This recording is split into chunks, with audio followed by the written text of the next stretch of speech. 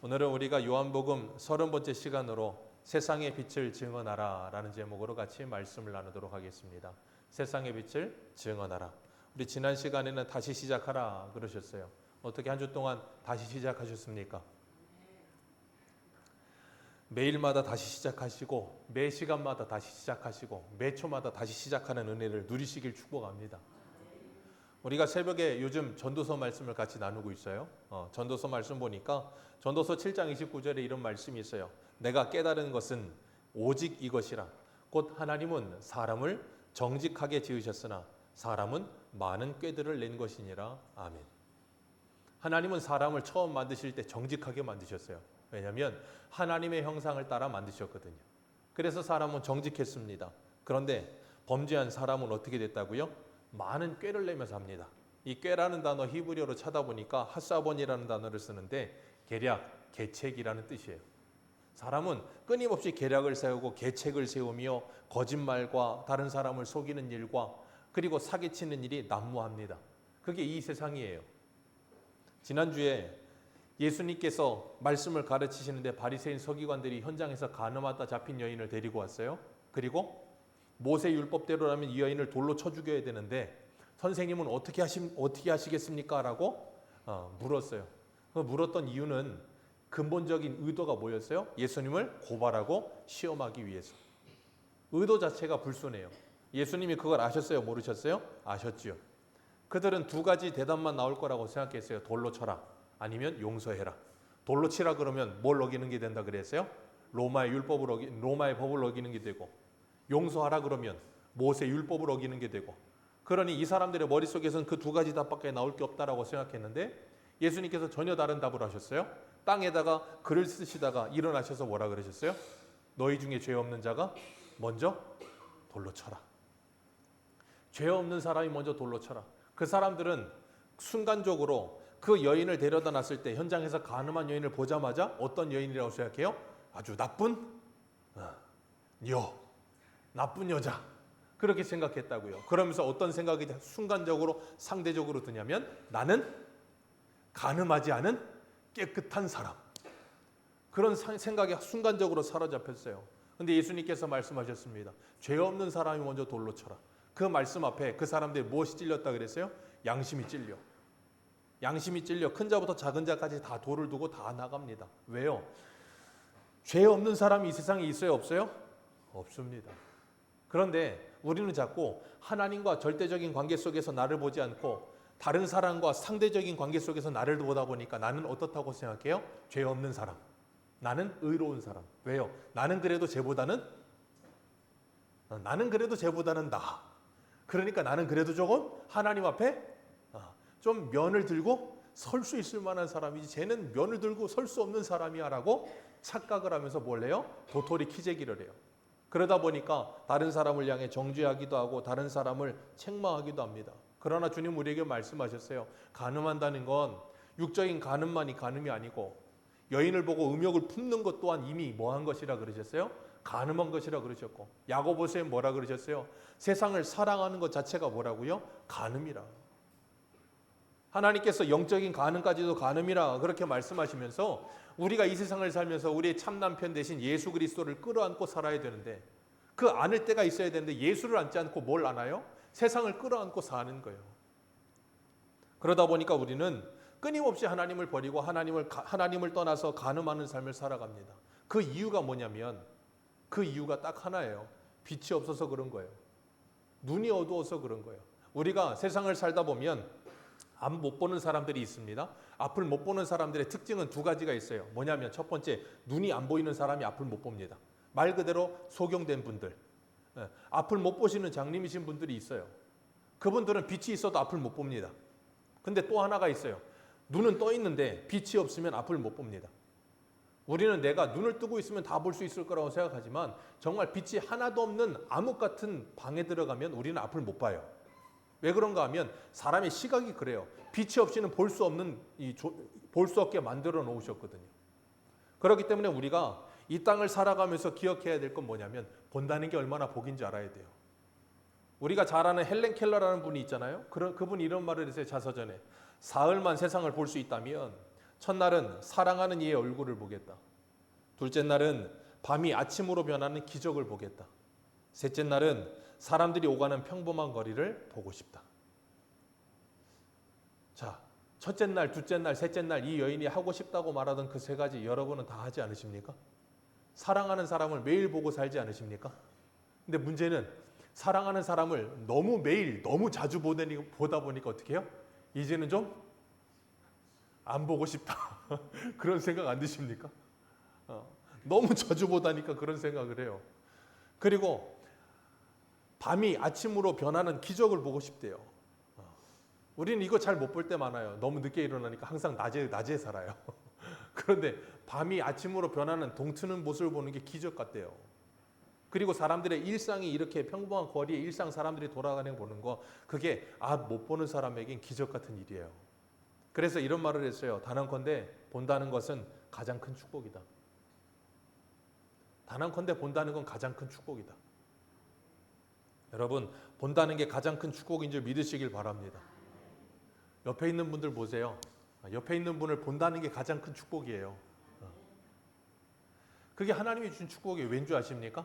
옆에 있는 분을 보는 여러분은 계속 볼 거라고 생각하시죠? 얼마 안 있으면 못 봅니다.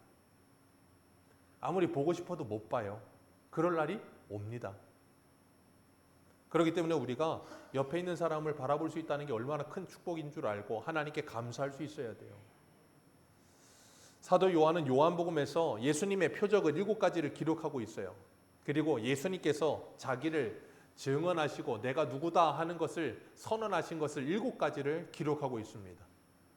우리가 6장에서 봤던 것처럼 예수님께서 오병이어의 표적을 일으키시고 뭐라 그러셨어요? 나는 하늘에서 내려오는 산떡이다. 나는 떡이다 그러셨어요.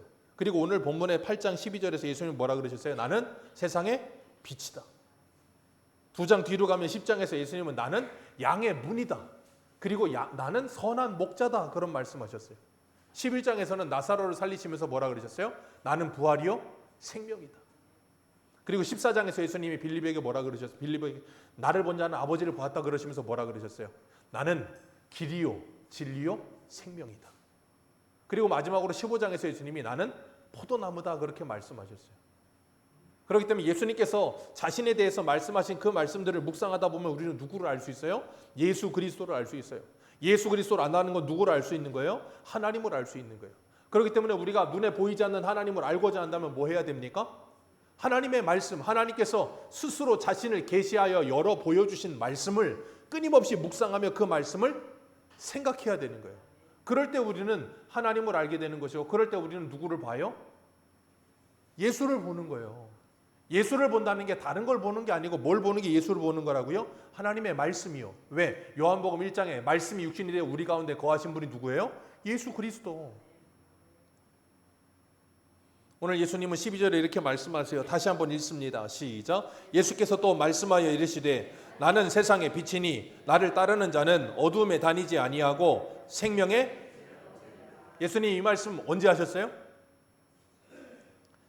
12절 전이 뭡니까? 11절.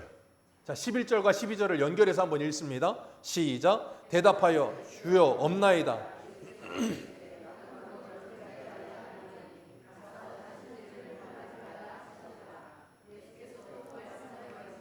나는 세상의 빛이니 나를 따르는 자는 어두움에 다니지 아니하고 생명의 빛을 얻으리라. 아멘. 예수님이 이 말씀은 무엇 하시고 난 다음에 바로 하신 말씀이에요? 현장에서 간음하다 잡힌 여인 용서하시고 난 다음에 하셨던 말씀이에요. 용서하시면서 뭐라 그랬어요? 대답하되 아무도 없습니다. 나를 정죄하는 사람이 없습니다. 그때 예수님이 하시는 말씀이 나도 너를 정죄하지 아니한다. 그러니 가서 다시는 뭐 하지 마라? 죄를 범하지 말라. 가서 다시는 죄를 범하지 말라. 어떻게? 주님께서 우리에게 다시 시작하라 그러셨는데 지난주 예배가 끝나고 가셔서 다시는 죄를 범하지 않으셨습니까? 우리는 이런 질문 앞에 참 거북하고 꿀먹은 벙어리가 되죠. 왜냐하면 그 말씀 듣자마자 나가서 1시간도 안 돼서 죄를 범하는데 주님께서 가서 다시는 죄를 범하지 않을 수 있는 방법을 12절에 말씀하시는 거예요. 12절에 뭐라 그러세요? 나는 세상의 빛이니 나를 뭐하는 자는, 나를 따르는 자는 어두움에 다니지 아니하고 뭐 가운데 있다? 생명의 빛 가운데 있으리라. 생명의 빛을 얻고 그 빛 가운데 있으리라. 그러니 다시 죄를 범하지 않을 수 있는 방법이 뭐라고요? 생명의 빛이신 예수 그리스도 안에 있는 거. 그러면 죄를 범하지 않으면 살 수 있다고요. 근데 빛 가운데 있지 않으면 뭐 한다고요? 죄를 범하게 된다고요. 그게 우리들이에요. 그거 언제 알아요? 잘할 수 있는 게 있어요. 운전하면 생명의 빛처럼 우리를 불꽃 같은 눈동자로 지켜보시는 분이 있어요. CCTV라고. 과속 카메라가 우리를 지켜보고 있으면 전방 몇 미터 과속 카메라 있습니다. 그거 있으면 우리는 달리다가도 어떻게 해요? 바로 브레이크를 밟죠. 왜요? 그분이 나를 지켜보고 계시니까. 그분 앞에서는 누구도 과속할 수 없습니다. 왜? 딱지가 날라오거든요. 우리가 그것만 봐도 빛 가운데 살아간다는 게 무엇을 멀리할 수 있는 방법인지를 금방 알 수 있어요. 세상에 비치신 예수 그리스도 안에서 우리는 뭐 한다고요? 과속 방지 카메라를 보듯이 소스라치게 놀라며 브레이크를 밟는다고요. 주님께서 이 말씀을 하실 때 이때 절기가 7장에서 뭐라 그랬어요? 초막절이라. 초막절에는 퍼포먼스를 한다 그랬어요. 무슨 퍼포먼스를 해요? 매일같이 실로한 물에서 물을 떠다가 제사장들이 제단에다가 물을 붓는다 그랬어요. 그게 뭘 의미한다 그랬어요? 한 해에 풍년을 주어서 내년에도 비를 많이 내려달라고. 그래서 우리가 물이 많아 종사가 잘 되게 해달라는 퍼포먼스이고, 광야에서 하나님께서 그들에게 물을 주셨다는 것을 기억하는 퍼포먼스라 그랬어요. 그리고 또 하나의 퍼포먼스를 하는데 그게 뭐냐면, 밤에 이 초막절이 되면 성전에 뜰이 있는데 이방인의 뜰도 있고 여인의 뜰도 있는데 그 여인의 뜰에다가 쫙 횃불을 밝혀요. 그러면 밤에도 어때요? 불이 환하게 비추겠죠. 그리고 하는 가운데다가 커다란 등을 만들어가지고 거기다가 횃불을 크게 비춥니다. 그러면 예루살렘 성전 밖에서도 그 빛이 보이게 만들었어요. 그렇게 만들어 놓고 뭐 하는가 하면, 하나님께서 광야 40년 동안 우리를 빛으로 인도하셨다는 거, 구름 기둥으로 인도하셨다는 걸 상징하고 있는 거예요. 그리고 그 빛이 있으면 우리는 어둠에 살지 않을 것이다 라는 걸 말씀하시는 거예요. 주님께서 그 빛을 보시고 하신 말씀이 이거예요. 너희들은 저 빛을 비추면 어두움에 거하지 않을 거라고 생각하지만 그 빛을 아무리 비춰도 우리는 어둠에서 떠날 수 없다예요. 왜요? 그 빛을, 이 형광등 빛을 아무리 비춰도 우리의 내면을 비추지는 못하거든요. 이 빛을 비추면 우리는 죄를 지을 수 없습니다. 왜요? 다 나를 보거든요. 그런데 사람들이 나를 보지 못하는 게 있어요. 뭡니까? 내 생각과 마음이요. 궁예가 아닌 이상, 관심법이 없은 이상 우리는 다른 사람 마음을 알 수가 없어. 생각도 읽을 수가 없어. 그러니 저 사람이 예배를 드리며 앉아있지만 그 머릿속으로 마음속으로 하나님을 예배하고 있는지 아니면 오대육교를 다니고 있는지 알 수가 없어. 누구만 아신다고요? 하나님만이 아세요. 마음과 생각과 뜻까지도 감찰하시는 분이 하나님이에요. 그렇기 때문에 사람은 속일 수 있지만 하나님을 속일 수가 없어요. 그러니 아무리 이런 빛을 아무리 환하게 비춰도 우리의 내면이 빛을 비추지 못한다는 거예요. 주님께서 이 이방인의 뜰에 비춰진 그 빛을 보시면서 12절에 말씀을 하시는 거예요. 그러면서 뭐라 그러냐면, 나를 따르는 자는 어디에 다니지 아니하고 어두움에 다니지 아니하고 생명의 빛을 얻으리라. 왜? 예수님 자체가 빛이시니까 예수님을 따르면 뭐가 비춰요? 빛이 비추는 거예요. 그러니까 어두움이라는 게 없는 겁니다. 여러분, 어두움을 물칠 수 있는 유일한 법이 뭐예요? 빛을 비추는 거예요. 어두움아 물러가라고 아무리 선포해봐야 소용이 없어요. 안 물러갑니다. 그냥 빛을, 프레시 빛이라도 비추면 어두움은 알아서 물러가요.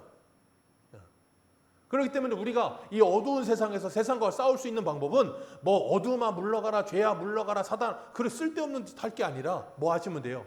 생명에 비치신 예수 그리스도와 함께 하면 되는 거예요. 그럼 뭐예요? 다 물러갑니다.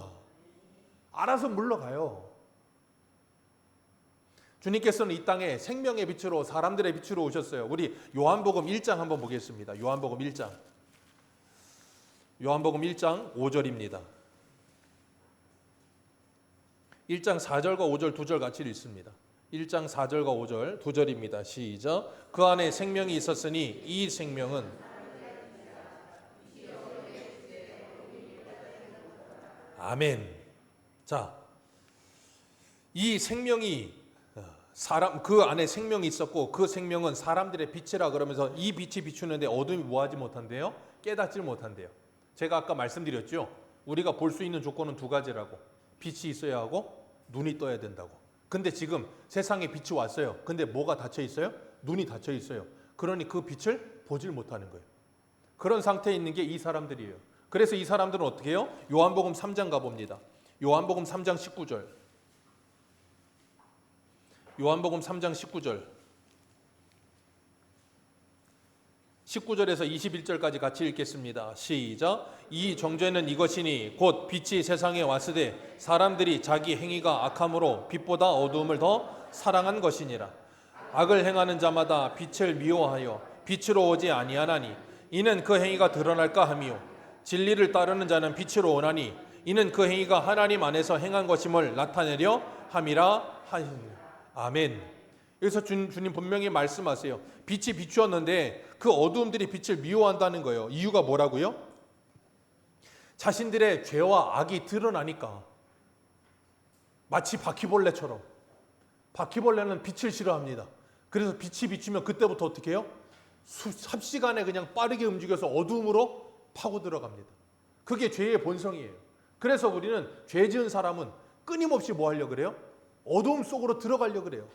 숨으려고 합니다. 자기를 감추려고 해요. 그래서 죄를 지은 사람이 하는 일이 뭐예요? 거짓말이 반드시 따라오게 돼 있어요. 왜? 어떻게든 가려야 되니까. 그게 뭐 하는 거예요? 아담과 하와가 에덴 동산에서 입었던 무화과 나무 잎을 입는 거예요. 그 무화과 나무 잎 시간 지나면 어떻게 된다고요? 다 시들어서 떨어져서 사라집니다. 그 죄를 가릴 수가 없어요.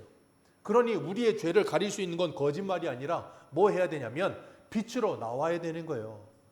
빛으로 나와야 그 모든 것이. 그래서 우리 아주 유명한, 예전에는 그런 말이 있었잖아요. 자수하여. 자수하여, 기가 막힌 말이에요. 자수하면 광명을 찾을 수 있어요. 근데 자수하지 않으면 광명을 찾을 수가 없습니다. 그러니까 쫓기는 사람들은 늘 언제 다녀요? 밤에 다닙니다. 낮에 대낮에 대놓고 다니는 사람이 없어요. 바보가 아닌 이상. 그런데 자수하면 모든 죄값을 치르고 나면 뭘 찾아요? 광명을 찾을 수 있어요. 그게 예수 믿는 거예요. 예수 믿고 회개하면 뭘 찾을 수 있다고요? 광명을 찾을 수 있어요. 근데 예수 믿지 않고 회개하지 않고 끊임없이 도망 다니면 뭐 한다고요? 어두움 속에 살 수밖에 없어요. 그런 사람이 누구라고요? 소경된 사람들. 우리가 예전에는 글을 모르는 분들이 많았어요. 우리나라에도. 그러다 보니까 글을 모르면 뭐라 그래요? 까막눈이라고도 하고 좀 유식한 말로 하면 문맹이라고 합니다. 문자를 모르는 맹인이라고. 다 봐요. 근데 글을 봐도 이게 하얀 건 종이요 검은 건 글씨라.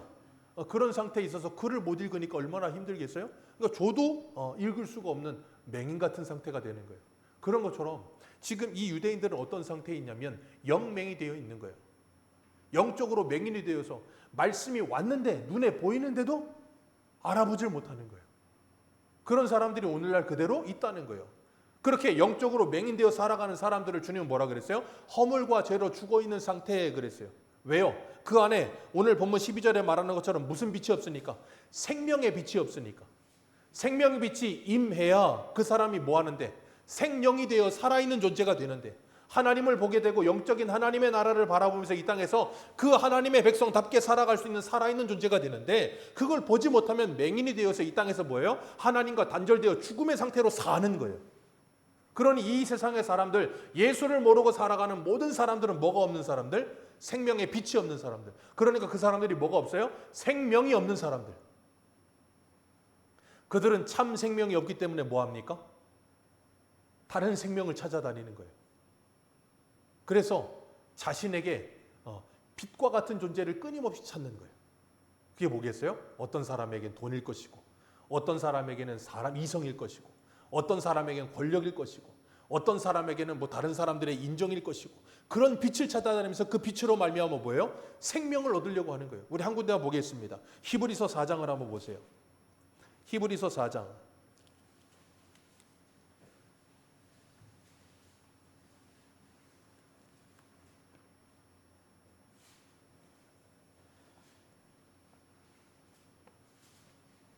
히브리서 4장 12절입니다.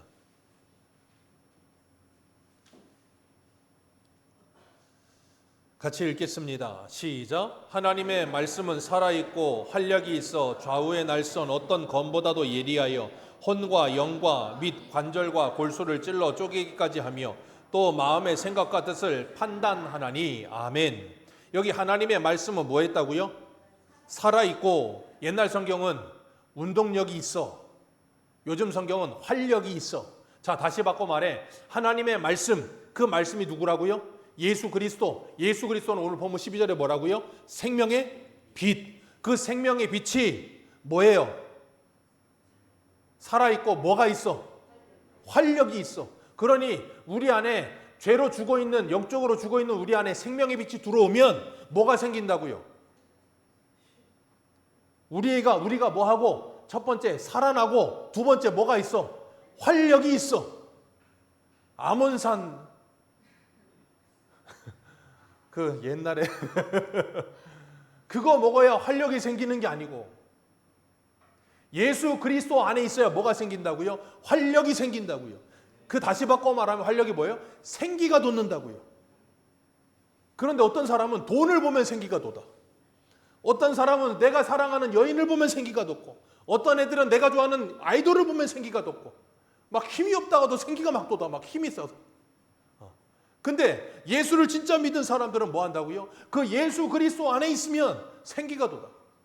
활력을 얻어. 어떻게 해요? 성도가 은혜 받으면 이 안에서부터 주님께서 뭐라 그러셨어요? 생수의 강이 흘러넘치리라. 그게 뭐예요? 활력을 얻는 거예요. 그래서 우리가 이 자리에 지금 와 있는 거예요. 하나님의 말씀을 듣는 거예요. 그리고 그 말씀이 내게 은혜가 되고 아멘이 될 때 뭐 한다고요? 역사가 일어나는 거예요. 그래서 우리는 이 자리에 와서 뭐예요? 하나님께 기도하는 거예요. 하나님, 나에게 은혜를 베풀어 주옵소서. 왜? 은혜는 내가 노력한다고 받을 수 있는 게 아니거든. 기억하십시오. 은혜는 하나님께서 우리에게 일방적으로 베풀어 주시는 거예요. 내가 뭘 해서 은혜를 받는 게 아니에요. 그건 은혜가 아니에요. 그건 은혜가 아니라고. 은혜는 하나님이 일방적으로 주시는 거예요. 그래서 우리가 은혜 받으면 뭐예요? 감사하게 되는 거예요. 왜? 받을 수 없는 나에게 하나님이 은혜를 베풀어 주셨기 때문에. 그렇기 때문에 하나님의 말씀의 빛이 우리에게 자꾸 비추면 우리는 뭐 하게 돼 있냐면 두 가지 반응을 일으키게 돼 있어요. 첫 번째, 아까 말씀드린 바퀴벌레처럼 자꾸 그 빛을 피해서 어둠으로 들어가며 그 빛을 제거해버리거나, 두 번째, 그 빛으로 인하여 내가 죽어지거나, 그리고 나면 뭐예요? 자수하고 광명을 찾게 되는 거예요. 생명을 얻게 되는 거예요. 그래서 하나님의 말씀이 끊임없이 비추시는데 그 말씀을 싫어하는 사람들은 그 말씀을 어떻게 하고 싶어요? 죽이고 싶은 거예요. 그래서 우리 이사야 한 군데 보겠습니다. 이사야 30장 한번 보세요. 구약 성경 이사야 30장.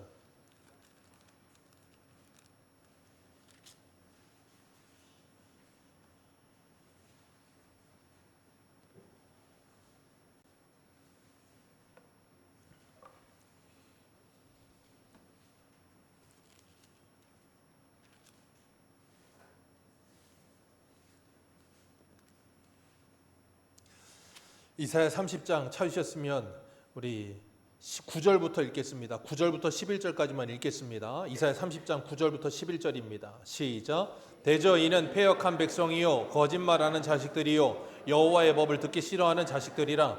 그들이 선견자들에게 이르기를 선견하지 말라. 선지자들에게 이르기를 우리에게 바른 것을 보이지 말라. 우리에게 부드러운 말을 하라. 거짓된 것을 보이라. 너희는 바른 길을 버리며 첩경에서 돌이키라. 이스라엘의 거룩하신 일을 우리 앞에서. 자, 이게 누가 하는 짓이라고요? 바퀴벌레가 하는 짓. 뭐 한다고요? 하나님을 우리에게서 떠나시게 하라. 바른 말 좀 하지 말고. 왜? 듣기 싫다. 듣기 좋은 말, 부드러운 말을 해라. 예레미야는 그래서 그걸 뭐라 그랬어요? 바른 말하는 걸? 그들이 뭐처럼 듣는다? 욕처럼 듣는다. 왜요? 귀가 할례를 받지 아니하여 하나님의 말씀이 욕으로 들리는 거예요. 저주로 들리는 거예요. 그러니까 열이 받는 거예요. 그러니까 뭐예요? 야, 제발 그런 말 하지 말고 하나님을 우리에게서 좀 떠나시게 해라. 지겨워 죽겠다. 예레미야에게 뭐라 그래요? 아나돗 사람들, 자기 고향 사람들이 너 하나님의 말씀 자꾸 전하면 죽여버리겠다. 왜요? 빛이 끊임없이 어두움에 찾아와서 나를 자꾸 찌르는 거예요. 여러분 기억하세요. 그래서 하나님의 말씀을 선포하는 설교는 저와 여러분을 끊임없이 찔러야 정상이에요. 안 찔리면 그게 잘못된 거예요. 그래서 제가 제 별명이 뭐라 그랬어요? 스스로? 돌려까기 인형이라 그랬잖아요. 모두 까기 인형이에요. 저도 까고 여러분도 까고 다 까야 돼. 다 까서 뭐 해야 됩니까? 죽어야 돼요. 근데 그게 안 되면 뭐 한다고요? 모두 까기 인형을 죽이는 거예요. 아니면 그 말씀을 죽이는 거예요. 그러니까 우리는 뭐 합니까? 이 주님께서 계시록에 봉안책을 열어주셨는데 열어주신 봉안책을 내가 스스로 뭐합니까? 봉하여 닫아놓고 한 주 동안 이걸 닫아서 서점 이 책장에다 꽂아놨다가 주일날 할 때 후ub으로 툭툭 한번 치고 와가지고 왜? 먼지 쌓여있으면 좀 창피하니까 한번 치고 와서 다시 한번 봉했던 걸 열고 그리고 하나님의 말씀을 듣고선 다시 또 닫힌 책이 되어 닫아놓고 그 말씀과 나는 상관없는 삶을 살고 그러니 그 말씀이 나를 찔러요 안 찔러요? 찔릴 일이 없어요. 아주 편해. 누구도 나를 찌를 일도 없고 나를 걸려 넘어지게 하는 일도 없어. 그래서 베드로는 베드로전서에 뭐라 그랬어요? 그 예수는 믿는 자들에게는 보배로운 산돌이나 믿지 않는 자들에게는 거치는 돌, 부딪히는 반석이 된다. 그러니 그들이 뭐 한다고요? 자꾸 거치고 부딪히니까 그걸 뭐예요? 건축자들이 버려버리는 거예요. 근데 그거 버린 돌을 누구는 하나님의 택하심을 받은 사람들은 그것이 그들의 머릿돌이 되고 주춧돌이 되어서 우리의 반석이 되신다고. 그게 예수 믿는 사람들이에요. 그리고 나면 우리는 뭐예요? 그 예수와 함께 오늘 본문 12절에 사는 거예요. 뭐 가운데? 빛 가운데. 그리고 나면 뭐 한다고요? 자꾸 찔려요. 자꾸 괴로워요. 그래서 사도 바울이 다메섹 도상에서 예수 믿는 사람들 잡으러 갔다가 거기서 뭐 해보다도 더 밝은 빛을 만나잖아요. 그리고 나서 그 눈이 어떻게 됐어요? 장님이 돼버렸어. 앞을 못 봐. 그런 상태로 끌려서 다메섹에 가가지고 거기서 아나니아의 안수를 받고 나서 눈에서 비늘 같은 것이 떨어지더니 그가 다시 보게 되었어요. 그러면서 뭐예요? 보지 못하던 세계를 보게 되는 거예요. 그게 뭐예요? 오늘 본문 12절에 말씀하시는 이 말씀이에요. 그리고 어둠에 다니지 않고 생명의 빛 가운데 살아가는 삶이 되는 거예요. 그리고 나면 끊임없이 그 빛에 책망을 받게 돼 있어요. 여러분이 예수를 믿으면서 빛의 말씀의 책망을 받지 않고 산다면 여러분은 지금 잘못된 삶을 살고 계시는 거예요. 끊임없이 말씀의 책망을 받으셔야 하고 빛의 조명함을 받아 나의 더러움과 나의 죄악됨이 끊임없이 발견돼야 돼요. 그것이 발견되는 사람은 다른 사람을 향해 돈을 들지 않아요. 그것을 발견하지 못하는 사람들은 이 가늠한 여인을 향해 돌을 던지는 사람처럼 돈을 들고 기다려요. 뭐 하려고? 돌 던질 준비하면서. 누구한테 던져야 되나? 왜 그래요? 그 영혼의 생명의 빛이 없기 때문에. 우리 한 군데만 볼까요? 에베소서 5장 한 군데 보겠습니다.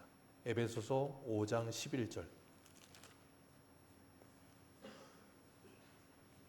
에베소서 5장 11절입니다.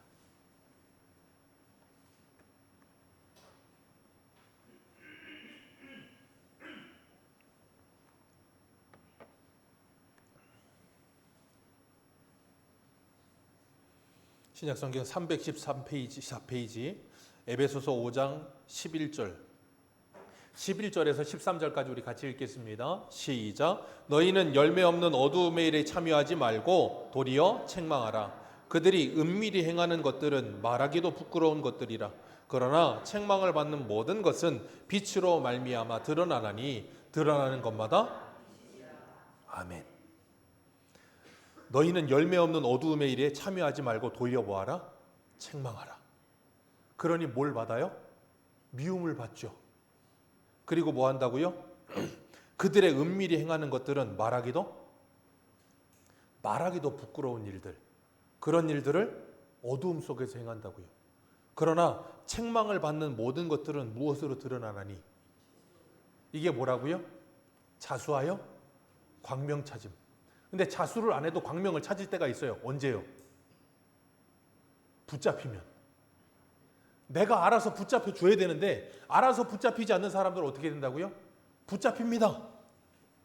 붙잡힐 날이 와요. 어떻게 해요? 강제로. 그게 뭐예요? 주님께서 요한복음 20장에 베드로에게 하신 말씀이에요. 젊어서는 네가 스스로 띠띠고 네 마음대로 살거니와 늙어서는 남이 너에게 띠띠우고 네가 원하지 않는 것으로 끌고 가리라. 그 누구에게 붙들린 거예요? 성령에게 붙들린 거예요. 그리고 난 뭐예요? 끌려가는 인생이 되는 거예요. 여러분 그게 복이라는 걸 기억하시길 바랍니다. 그리고 그 빛이 우리를 끊임없이 자꾸 조명해요. 그래서 우리는 뭐예요? 괴로워 죽겠는 거예요. 괴로워 죽겠다 그럼 하나님은 뭐라 그래요? 자 질문입니다. 우리가 하나님이 자꾸 빛을 비추니까 내가 하나님한테 하나님 괴로워 죽겠어요. 그럼 하나님이 뭐라 그럴까요? 하나님은 딱 한마디 하십니다. 우리가 하나님 괴로워 죽겠어요. 그럼 하나님이 이 말씀하세요. 죽어라. 하나님 괴로워 죽겠어요. 그럼 하나님은 그러세요. 죽어라. 왜? 죽어야 사니까. 안 죽으면 못 살아요. 제가 기도했잖아요. 기독교는 부활의 종교예요. 내가 죽어야 삽니다. 내가 죽지 않으려고 끝까지 아둥바둥하니까 괴로운 거예요. 그래서 여러분 사사기 보면 사사기 16장 16절에 삼손이 들릴라 때문에 얘가 너무 이뻐. 근데 하나님의 말씀도 따라야겠어. 이게 삼손이 얘가 완전히 맛이 갔는데도 그래도 일말의 양심은 있어서 이 자기의 힘의 근원이 머리라고 말은 못하고 계속 거짓말하는데 들릴라가 날마다 쪼으니까 뭐예요? 번뇌하여 죽을 지경이라 그런 표현을 써요. 죽으면 돼요, 그럴 때는. 근데 죽지를 못해. 왜? 들릴라가 너무 좋아. 뭐에 대해서 죽으면 돼요? 들릴라를 사랑하는 마음에 있어서 죽어버리면 돼. 근데 그게 안 돼. 그러니까 어떻게 해요? 머리 깎이고 죽는 거예요. 강제로 죽어요. 강제로 죽었더니 어떻게 돼요? 다시 살아나잖아요. 그게 하나님의 은혜예요. 근데 우리는 어떻게 돼요? 강제로 죽으면 억울해해. 하나님 나한테 왜 이러세요? 나를 살리려고 그러시는데. 그래서 우리에게 빛이 자꾸 찾아오면 우리는 그 빛 때문에 괴로워하다가 죽었다가 다시 살아나는 개혁이 있어야 돼요. 그래가 우리가 이 기독교를 뭐라 그래요? 리폼드 처치. 리폼, 다시 폼을 만드는 거예요. 그게 뭐예요? 개혁이에요. 하나님의 말씀으로 폼을 만드는 거예요. 내가 가진 생각과 내가 가진 그동안의 신앙의 잘못된 틀이 내 안을 가두고 있었다면 그걸 깨트려버리고 말씀의 틀을 만드는 거예요. 그게 뭐예요? 자기를 부인하는 거예요. 그걸 위해 주님께서 오셔서 뭐 하세요? 세상의 빛으로 우리와 함께 하시면서 나를 따르라 그러시는 거예요. 그래서 예수님을 따르는 사람들은 계속 예수님의 빛에 붙들린 삶을 사는 거예요. 그게 복이에요. 그렇기 때문에 그런 사람들은 뭐 할 수밖에 없어요? 죄와 멀어질 수밖에 없어요. 그래서 11절에 예수님이 다시는 죄를 범하지 말라 그러시면서 12절에 나는 생명의 빛이니 나를 따라라. 그 말씀하시는 거예요. 오늘 저와 여러분은 그 예수 그리스도를 따르고 계십니까? 그 예수 그리스도를 바라보고 계십니까? 그래서 바울은 에베소서 1장 17절 이하에 그렇게 말을 해요. 지혜의 영이요 계시의 영이신 그 성령께서 너희의 마음의 눈을 밝혀, 그 마음의 눈을 밝혀 그것을 보게 하기를 원한다고 하나님께 기도를 해요. 우리가 그 기도해야 되는 거예요. 그리고 우리 옆에 있는 내 가족들을 위해 그 기도해야 되는 거예요. 하나님 눈을 열어 주옵소서. 그리고 나면 그 예수가 보이는 거예요. 그리고 나면 그 예수를 받은 우리를 주님께서 마태복음 5장에 뭐라 그래요? 너희는 세상의 빛과 소금이라. 그래서 우리는 이제는 뭐 하는 사람이 되는 거예요? 그 빛에 살아가는, 에베소서 우리 아까 읽었던 5장 말씀처럼 빛의 자녀들의 열매를 맺는 삶을 사는 거예요. 그게 뭐예요? 성도의 착한 행실.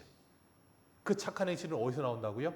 참 빛이신 예수 그리스도의 빛으로 말미암아 착한 행실이 나오게 되는 거예요. 그럼 그 빛을 사람들이 보고 하나님께 뭐 하게 되느니라? 영광을 돌리게 되느니라. 그게 우리가 살아내야 되는 삶이에요. 그래서 우리는 참 빛이신 예수 그리스도를 날마다 바라보고 그 빛이 내 안에 날마다 비춰지는 삶이 없으면 세상에서 빛과 소금으로 살기보다는 빛과 소금이 아닌 어둠과 뭐가 돼야 될까요? 방부제가 아니고 썩게 하는 게 뭐가 있어요? 더 썩게 하는 거. 어둠과 습기가 되어서 하는 거예요. 그렇기 때문에 우리는 날마다 말씀의 빛에 조명하심을 받으셔야 돼요. 왜? 이 세상은 그 빛을 받지 못하도록 끊임없이 가로막는 삶을 살거든요. 우리 마지막으로 한 군데 보겠습니다. 고린도후서 4장을 한번 보세요. 고린도후서 4장. 고린도후서 4장 3절입니다.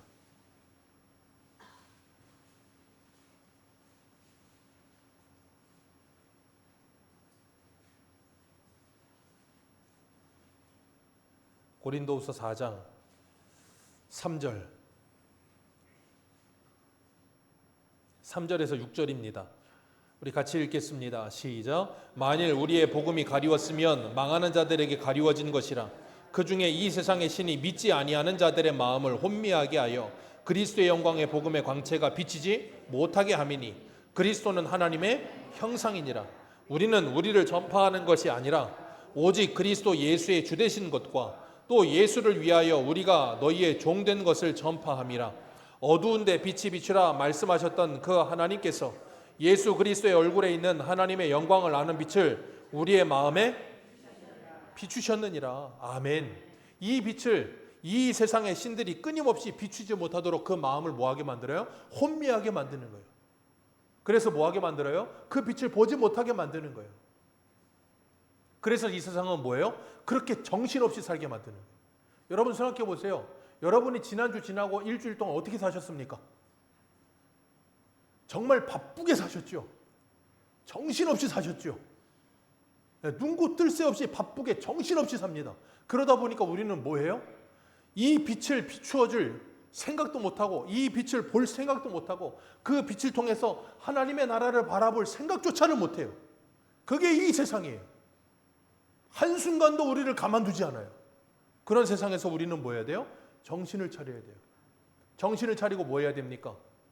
잠시 내 삶을 멈추어 두고 이 빛에 나를 노출시켜야 되는 거예요. 빛에 나를 노출시켜야 된다니까요. 그게 뭐예요? 일광욕하는 거예요. 일광욕하면 어떻게 되는데요? 사람이 살아나요. 이 세상에서 태양을 보면 사람이 살아나요. 활력이 생긴대요. 그래서 병원 가면 우울증 걸린 환자들에게 제일 많이 하라는 게 뭐예요? 약 먹으세요가 아니고 밖에 나가서 걸으세요예요. 왜? 햇빛을 맞으라는 거예요. 이 하나님이 만드신 자연의 햇빛만 맞아도 사람이 살아나요. 그런데 생명의 빛이신 예수 그리스도를 맞으면 사람이 살아나지 않을 방법이 없어요. 그래서 우리는 뭐 해야 돼요? 날마다 말씀을 읽으시고 말씀을 묵상하셔야 되고 기도하셔야 돼요. 왜? 하나님이 약속했거든요. 우리에게 하나님이 은혜 주시려는 방편, 길로 뭘 주셨냐면 말씀과 기도와 성찬이에요. 그 세 가지를 끊임없이 해야 되는 거예요. 그러면 우리 안에 어둠은 떠나가고 빛이 우리를 주관하게 될 줄로 믿습니다. 그리고 나면 하나님의 은혜 속에 살아가면서 뭐 하게 돼요? 그 은혜를 흘려보내는 삶을 살기 때문에 돌을 들던 손을 이제는 더 이상 돌을 들지 않고 뭐 해요? 그 사람을 향해서 손을 내미는 사람이 되는 거예요. 그런데 우리가 방금 전에 읽은 고린도후서 4장에 나오는 그 사단은 이 세상의 신은 끊임없이 우리를 미혹하여 그 빛을 비추지 못하게 만드는 거예요. 사단이 그래서 하는 일이 뭐예요? 틈만 나면 하나님과 우리를 갈라놓는 거예요. 그래서 틈만 생기면 하나님과 멀어지게 만들고 교회와 멀어지게 만들고 말씀과 멀어지게 만들고 목사가 미워 보이게 만들고 그래서 뭐예요? 하나님의 말씀이 들리지 않게 만들어버리는 거예요. 그리고 어두움 속에 살게 만들어버리는 거예요. 여러분 그거 아세요? 그게 바로 사단의 종로를 타는 거예요. 그게 사단의 종로를 타는 거예요. 그게 뭐예요? 내가 죽는 일이에요. 내 영혼에 곰팡이가 쓰는 거예요. 그런데 죽는지도 몰라. 여러분 곰팡이 쓸 때 소리 납니까? 곰팡이 쓰는 게 보이세요? 어느 날 갑자기 한번 보면 갑자기 곰팡이가 피어 있어요. 나도 모르는 사이에. 영적인 곰팡이도 똑같아요. 내가 빛을 보지 못하고 하나님의 말씀의 환기를 받지 못하면 끊임없이 고인물이 되어 썩게 되어 있는 거예요. 그게 누구라고요? 오늘 본문의 바리새인들. 그래서 13절에 그들이 뭐라 그래요? 네 증언은 옳지 않다. 왜? 너 혼자 증언하는데 어떻게 옳으냐? 율법에는 2사람 이상 증언하라 그랬다. 그래 예수님이 뭐라 그래요? 내 증언은 옳다. 왜요? 나와 함께 하시는 분이 계신다. 내 아버지가 나를 증언하신다. 그리고 요한복음 1장에 그 아버지가 누구를 보냈어요? 세례 요한. 왜요? 그쯤 빛이 아니라 이 빛을 증언하여 모든 사람들로 하여금 그 빛을 믿게 하려고.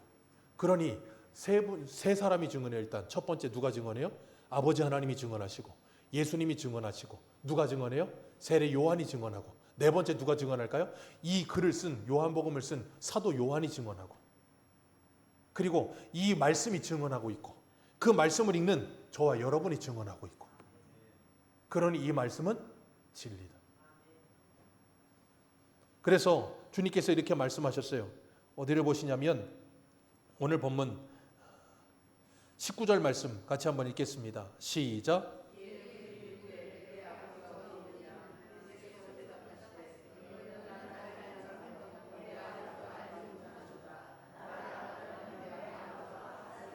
아멘. 나를 알았다라면 내 아버지도 알았으리라. 주님께서 이 말씀을 하시는 거예요. 그렇기 때문에 나를 알았다라면 예수 그리스도를 알았다면 그 아버지를 알게 돼요. 그 예수와 아버지를 알게 되는 사람이 누구예요? 저와 여러분. 고린도전서 12장 2절에 뭐라 그래요? 성령으로 말미암지 않고는 예수를 주라 시인할 수 없느니라. 사도행전 1장 8절 오직 성령이 너희에게 임하시면 너희가 권능을 받고 예루살렘과 온 유대와 사마리아와 땅끝까지 이르러 내 증인이 되리라. 이 하나님의 말씀의 증언을 받았으니 이제는 그 말씀의 증인이 돼요. 우리가 가는 곳마다 뭐 해야 돼요? 이 말씀을 증언하는 삶을 살아야 돼요. 그게 뭐라고요? 빛을 비추는 삶. 여러분의 가정에 빛을 비추시기를 주님의 이름으로 축복합니다. 입으로만 비추지 마시고 베드로전서에 말씀하신 3장에 말씀하시는 것처럼 우리의 행위를 보고, 믿지 않는 남편이 우리의 말이 아니라 우리의 행위를 보고 믿을까? 그러니 너희들의 행위가 하나님의 복음에 걸림돌이 되지 않도록 조심하라. 오늘도 그 말씀에 붙들린 하나님의 사람이 되어 이 땅을 살아가면서 복음에 빚진 자답게 그 복음을 증언하면서 이 땅을 살아가시고, 이 땅에서 복음과 함께 고난을 받다가 환난을 당할 때 어려워하지 마시고, 이 땅에서 잠시 환난을 받는 것이 영원한 하나님의 나라에 가는 것보다 더 가볍다는 걸 아시고, 그 영광스러운 하나님의 나라를 바라보며 그 참된 빛을 우리 가족에게, 우리 이웃들에게 비추며 살아가는 저와 여러분들 되시길 다시 한번 축복합니다. 기도하겠습니다. 하나님 아버지, 감사합니다. 오늘도 저희들에게 복된 날 주시고 이 아침 주님 앞에 나와 하나님의 말씀 듣게 하시니 감사합니다. 세상에 비치신 그리스도께서 나에게 찾아오셨습니다. 그리고 나에게 빛을 비추어 주셨습니다. 그리고 오늘도 생명의 빛으로 우리에게 찾아오셔서 말씀의 빛을 조명하시며 성령께서 깨닫게 하시고 우리 안에 죄를 보게 하시며